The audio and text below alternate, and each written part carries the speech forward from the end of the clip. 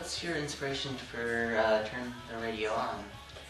That song was kind of like, I wanted a song on the record that was happy because the songs I'd written beforehand, like Cold Floors and Ghost of Last Year Monsters, were darker songs about more heartbreak, and I wanted something that was more happy and might be a rock song, something that I could, if I was to have a single, that would probably be it, would be Turn the Radio On or Trafalgar Square. Either one. I want something poppy and fun and maybe, a little teenage angsty, like to kind of relate to my age group better. So I wrote Turn the Radio On actually like a couple weeks before I went to the studio, so it was a last minute addition to the EP. But I just wanted to write about, because I was graduating at the time, and I wanted to write about kind of like it's talking about either a relationship or a friendship they realize it's ending, or that their time's running out. Like you might be going away to college, or you might be moving away. It's kind of talking about savoring those last moments of a relationship. In this case, it was kind of like both for me, because it was the first part of a 5-part story that I'm trying to tell in the EP. So that was basically the inspiration of Turn the Radio On. So yeah. Very good, very good. I like your answers. Thanks. Alright, now bear with me guys. Pronunciation's not my strong suit. Trafalgar Square. Trafalgar Square song. What was your inspiration on that one? Well, I love London, and I know that's something we have in common. Look at the socks, guys.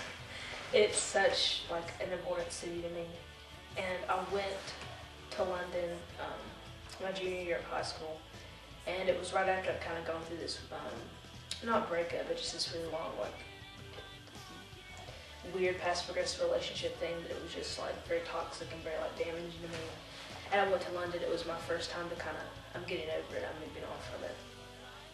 So I wrote it about kind of going to London, feeling free, and it's also a chance to be poppy and fun. And it's not really a sad song. It's got that angst in it, but it's not really sad. It's just like a fun poppy song about how I went over there just to let go and be free and just kind of have some freedom. And it's still sometimes in my mind thinking back to that period of time in my life, but it's overall a pretty positive song. I feel like it's not something you listen to and feel sad after it, and it's my favorite. I think it turned out the best.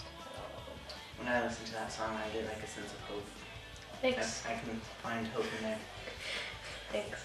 Yeah, just thought you would know. We'll have to know. Appreciate that. All right, Cold Floors. Cold Floors is definitely probably, for me, the darkest song on the record. I started writing this song. It took me a long time to write it.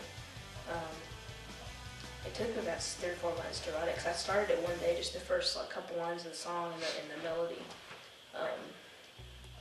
And I knew that it could be something really good, and I didn't want to rush into it and make it and try to finish it in one day like I usually try to do. So I left it to it, and I just kind of jammed out the first couple verses, and I finally came up with the chorus, and then kind of like a bridge section to it.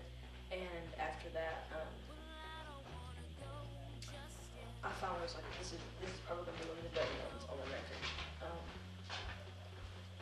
And I was really excited about the opportunity to get to do a song like this, because in my mind, this is what I always wanted to sound like, because Cold Floors is what I like to tell me that's my sound. That's the kind of orchestral thing going on, because I have the cello in there, and a friend of mine really played cello on it. And that, for me, was probably my favorite to record out of all the CDs. Maybe not my favorite, the final product. I would still love it. I love all the songs, but definitely my favorite to record and kind of put together and write. So. Ghost of Last Year. Ghost of Last Year was a song I wrote on New Year's last year. At 1 o'clock in the morning, I wrote it. I was just kind of feeling like I might need to leave some things behind in the past year, and definitely a few people that I needed to leave behind after that year. And I started writing it, and I wrote that song in just a few minutes. It started with a different chorus, but I took that chorus out and wrote the new one a few weeks before I went to the studio. But that song I've just been playing with so long, I always liked it, and I liked the way it started. And I wasn't sure about how it was going to turn out, because all my songs were on acoustic guitar, And I went to the studio, I had to automatically just leave this acoustic sound behind and go for the full band, which is what I wanted. And it was hard. I didn't know where the song was going, because I loved the acoustic version so much, but I know I wanted the full band. So it's definitely the hardest song for me to put together and figure out where I wanted it to go. And actually, I noticed a lot of people really enjoy this song. Some people say it's their favorite. It might not be, I love the song, but I like songs with Trafalgar Square more personally. But people are really, really into Ghost of last year. They said I really like that song. And if I remember correctly, it touched deep in my soul. Yeah. Where I That's probably cried. it's probably the most meaningful, especially that chorus. It's kind of like the end of your road, like I'm going down a lonely one-way road. That's kind of like saying that I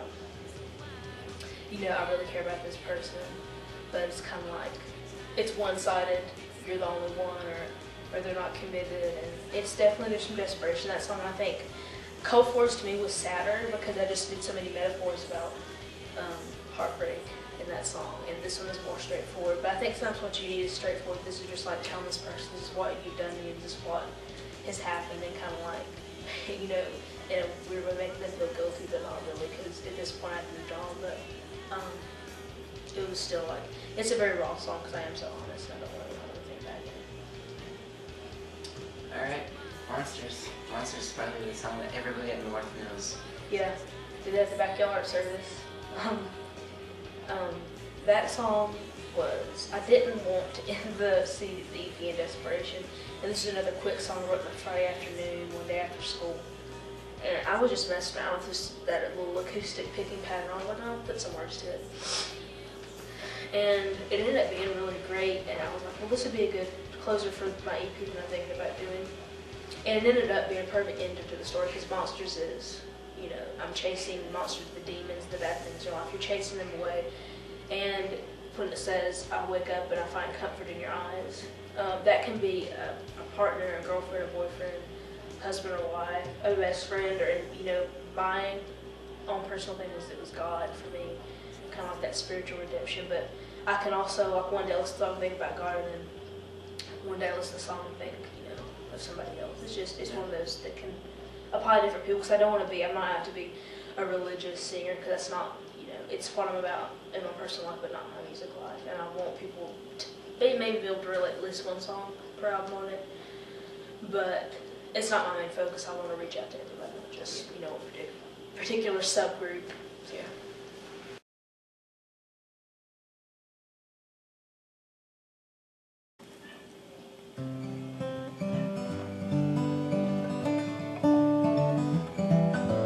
Aches run through my veins, keep me in place. But yeah, you know me, I won't back down from the fight.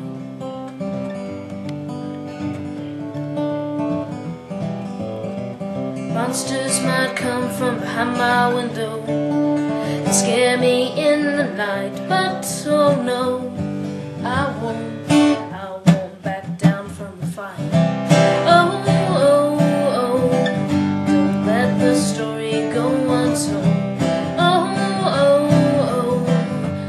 Monsters from days of old, they haunt me and keep me awake at night. But I awake to find comfort in your eyes.